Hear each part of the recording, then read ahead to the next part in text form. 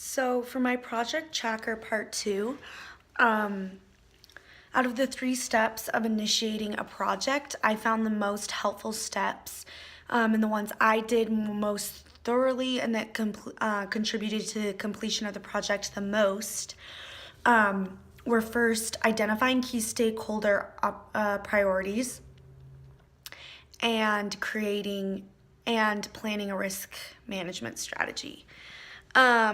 So with my key stakeholder priorities, I thought I did that very well because right from the beginning, I asked what was expected of me. I was in contact with my boss, I was in contact with my fellow students, and was able to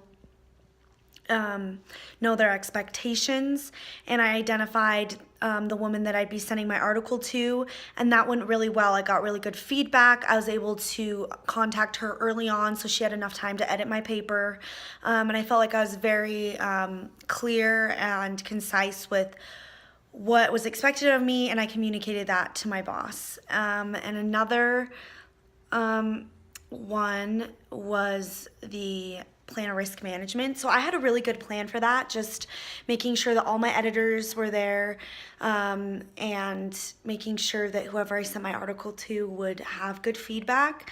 And so I think part of that, I did anticipate, okay, the editors may be gone. They may not like what I write, as well as the teacher.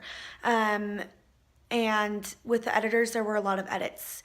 But I had prepared myself for maybe not the best feedback, and so I was able to take that and use it constructively. And with the author that came and spoke, she had good feedback for what I had to do. And so because I anticipated problems, and some arose and some didn't, I was then able to cope with that. So those were 2 that I thought I did well. And then which elements of the project schedule were most useful to me? I think deliverables and components and identifying and assigning resources.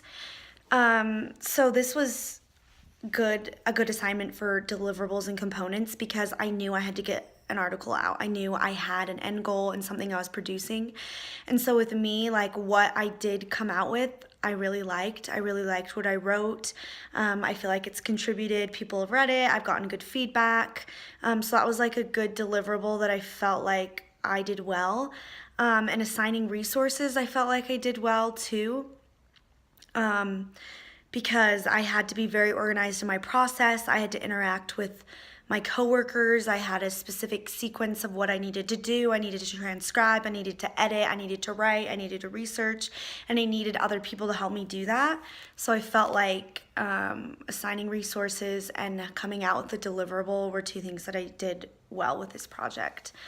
So how accurately did the project completion process mirror the project schedule? Which areas of process weren't included in the work plan? How do you meet those challenges? So my project schedule, that's something that I feel like I didn't do the best. That we're supposed to start and finish an article in a certain amount of time in a couple weeks. And I just spent a lot of time researching. I spent a lot of time writing because I had to sift through a long article. So my schedule was 2 weeks, a week of writing, a week of edits, then get it up on the website. And so that schedule didn't necessarily mirror the completion because I just didn't meet my deadlines. And so how I meet those challenges is next time just hoping to be better at that, write faster, get a better learning curve, and just improving that. What did I learn about the project management process and how will I manage projects differently? I think my process was pretty good. I think I'd be a little more organized and a little more tight on my schedule. Like I mentioned before, just telling myself, okay, these are specific deadlines. You need it done by this point, not wasting time, not writing too much, not writing too little, being more efficient in my process. And that's what I would improve on next time, which kind of leads me into my SMART plans to improve. And I think for my goal, the specific goal is to write well-written work efficiently and concisely. And I think this is measurable because I write a lot of articles, and so I can compare each article to the last and make sure that it's becoming better. I can I can measure it against what I've written before, what other people have written before. It's very like a easy process to see if I'm improving or not, depending on the feedback I get. Agreed upon, I think this is a good goal where I can really collaborate with my boss and say, look, I'm trying to meet this deadline. Will you help me meet that? And kind of having this give and take between my boss and me to agree on a certain timetable and what needs to be accomplished during that time. And I think it's realistic because it's my job to write articles and to manage myself well. So I think just wanting to write more concisely and quicker and efficiently is something that's very realistic and doable if I commit to it. And time bound, obviously, my goal is to start and finish an article within 2 weeks. So that's the editing, writing, research, and publishing process done and completed in 2 weeks. And so that specifically is time bound.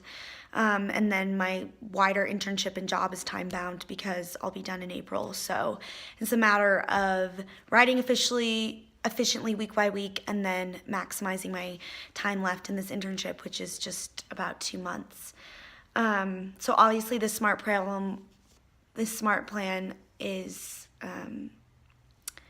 for a work situation, but a non-work situation where I could execute a SMART plan is, I think just